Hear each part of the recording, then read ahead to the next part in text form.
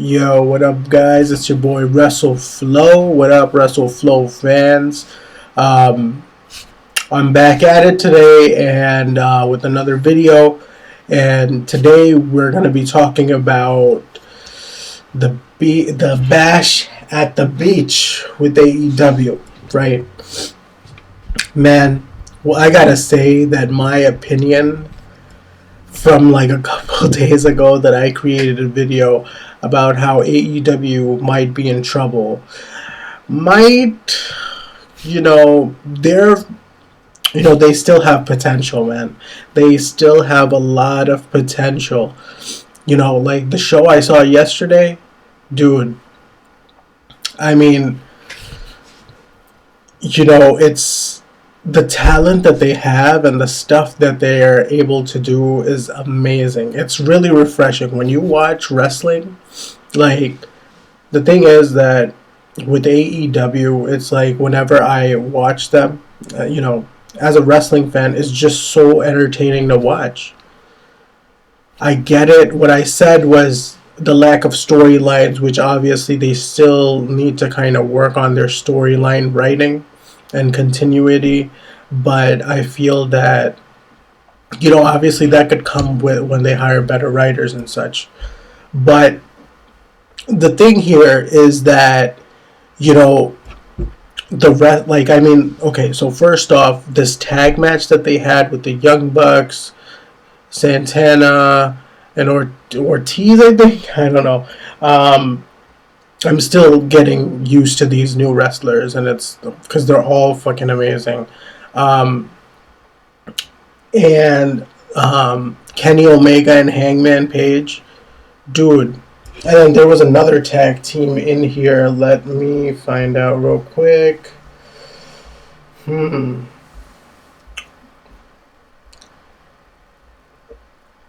So besides the point, I mean, I'll take a look at the match card. That tag team, that 4-way tag team match was so phenomenal, man. Like the type of stuff they're able to do, even though like Hangman Page, I kind of like saw him as more of a heavyweight. He's able to like do some crazy stuff, man. And Kenny Omega, kind of like my favorite wrestler right now. He's just, man, he got everything, man. Like he has the spark of a top star. He is a top star.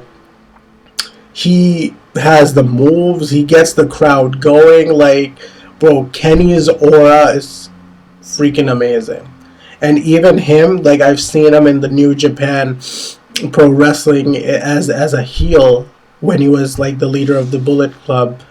Dude, he could pull off heel or he could pull off face. Like that's the amazing part about Kenny Omega, which I've observed and what I like, in the short time I've seen him, because I've seen New Japan Pro Wrestling here and there, but I wouldn't claim to be a big fan, like a big observer of that promotion. So that's why I don't speak on it that much, because I seriously don't even know that much about NJPW. But just like Hangman Page, man, Hangman Page is like, to me, like, at first I was like, I don't know about this guy, this and that. When I saw a few matches with him and like the energy he brings to the ring, it's amazing, man. So yesterday when I was watching that tag match with them, it was just, the type of moves that they have, the energy that all of these teams brought to the ring is, it reminded me of me as a child watching, either WCW or WWE, and, the energy, like the hot tag, like all of that stuff is like, because it's died down so much in the WWE now. And it's like these faces in AEW really do a good job, because look, the thing is, like, what I was having a hard time with was the new wrestlers that are coming in, right? Because obviously, like, as you get older, you kind of like have this mentality where like it's hard to accept like the newer, because you grew up watching in the golden time of, obviously what you call the golden time is when you were younger. So it's like the NXT stars are good, but the thing is, I have a hard time accepting them into the main roster for some reason. Even though back in the day we used to have new wrestlers coming into the main, to the flagship brands, but it wasn't that bad. But it's just now that you have so many coming in, and obviously the whole roster is mostly like the WWE roster is like a new roster for the most part. For the most part, you have new wrestlers coming in and all of that stuff. But like, there's a select few people who it's easier to kind of embrace them. Um, like with the whole WWE thing that happened last week was that that whole Seth Rollins new stable thing, that's one thing I liked about it last week. So we'll kind of talk about that in a bit, but just like I said, the whole what I like one storyline, obviously, because like I'm paying attention to storylines with AEW a lot as well. So one thing I've noticed, and one thing I kind of like, and this kind of may bring the Matt Hardy and the I think what is it, the Black Order or New Order, the Dark Order thing together too. I mean, that's speculation, so we all don't know yet, but it really depends as well. So that storyline I find very interesting as well, and it's just like this storyline. So it could either be a hit or miss with the Dark Order, because now they're kind of showing that there's a higher power and all of this stuff, and there might be like a leader. So I'm not sure who it could be. Speculation is it's Matt Hardy, only because what they're saying is that he's that wonderful, just like Matt Hardy. So I'm not sure. I don't know where they're gonna go with this, but this could turn out to be something big for AEW if they kind of really focus on this storyline and kind of do more serious things, and then pick a correct leader. So this is one thing that I feel that they need to kind of get a grasp on, because this could be another interesting element to AEW. So, and then with the Jon Moxley thing coming in dressed as who when he came out of the ambulance, and it's crazy, man. Like, this creativity, the other day I was like, Jon Moxley's kind of drying up and this and that, and this is what I needed to kind of really convince myself that Jon Moxley going head to head with the Inner Circle alone, I feel is a very it's an interesting rivalry, only because that Jon Moxley goes head to head with the Inner Circle alone. Nobody helps him. He comes out of the ambulance, keeps going, and it's an interesting way to kind of so no matter how many people are kind of obviously the whole Inner Circle, but even the people who have issues with the Inner Circle are not coming to help with Jon Moxley, though. So that kind of shows his relationship character, that he doesn't have any relationships. He's just out there on his own, lone wolf, and he's about to do whatever he needs to do to get that done. And that's amazing. That could do wonders for his character, and it could kind of bring some hype to the Inner Circle too, because the Inner Circle, like, to me, is kind of struggling right now. Well, one, for the name, I don't like the name, the Inner Circle. It's not that catchy. So I was kind of comparing Inner Circle to the new stable that Seth Rollins is in, and I kind of like the whole addition of Buddy Murphy. So, like I said, NXT character is so hard for me to kind of accept them as, into the main roster, but I have my own reasons for that. Buddy Murphy, the way, during Raw, and how they kind of initiated Buddy Murphy into the whole thing, that was interesting, because, at first, it was just weird, man. He loses a match, that day against Aleister Black, and then lo and behold, he shows up at the main event, and Seth Rollins goes up to him and he's like, yo, we need help, and Buddy Murphy is just like out of his mind, just like in his own zone, and then come to know it at the end, he's like, that's crazy, man. That's a good addition to that stable. I'm not sure what they named it. I think they mentioned it, or I don't know if they mentioned it on WWE or not. But hold on, let me see. Let me do some research real quick. New Seth Rollins stable.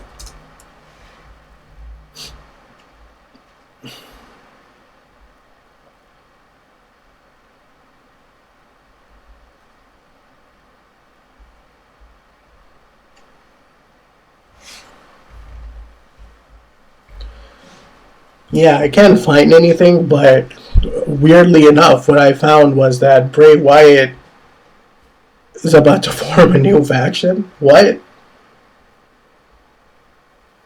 That would be cool.